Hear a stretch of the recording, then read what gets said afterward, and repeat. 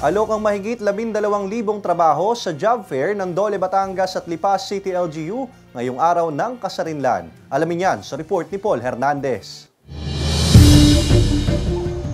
Malayang nakapamili ng trabaho ang 25 anyos na si Ernest sa Independence Day Job Fair ng Dole, Batangas, katuwang ang Peso Lipas sa isang mall sa Lipas City.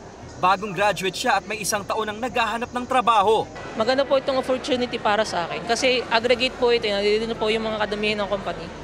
Para pong sila na po yung lumalapit sa mga job applicants. May trabaho para sa mga nakapagtapos ng kursong technical vocational at 4-year courses at kahit pa mga nag-aaral pa lamang. Si Veronica nga can't wait for her first sweldo matapos ma-hire on the spot isang manufacturing company kahit naghihintay pa ng graduation. Para din po mayroon pong experience po. Tsaka ko po ipopursue po yung aking dream job po na PNP po. Ngayong taon, hindi bababa sa 40 kumpanya ang lumahok na nag-aalok ng mahigit 12,000 trabaho. Meron tayo rito actually sa cars, sa mga marketing, bangko, retails, ano naman to, diverse, napakarami natin. Semiconductor, marami naman po kayong pagpipilian. Kakaunti raw ang mga nag-apply ngayon sa job fair, sabi ng Dole, Batangas. Ang tingin nila rito, mas marami na kasi ang may trabaho. Yung work from home or yung mga online natin occupations, that's why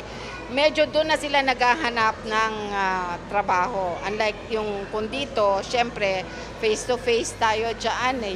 Reporting to office, RTO. Ang tawag pala nila ngayon dyan RTO. Pinalalakas daw ng Labor Department ang local workforce o employment. Hindi natin tinatanggal ang overseas employment na recruitment actually. Yun lang, may special, may special sila, recruitment activity na kinoconduct. Payo ng Dole sa mga aplikante, paghandaan ang pag-a-apply para sa mas malaking tsansang makuha ang inaasam na trabaho. Kasama si Kel Ravaca, Paul Hernandez, Balitang Southern Tagalog.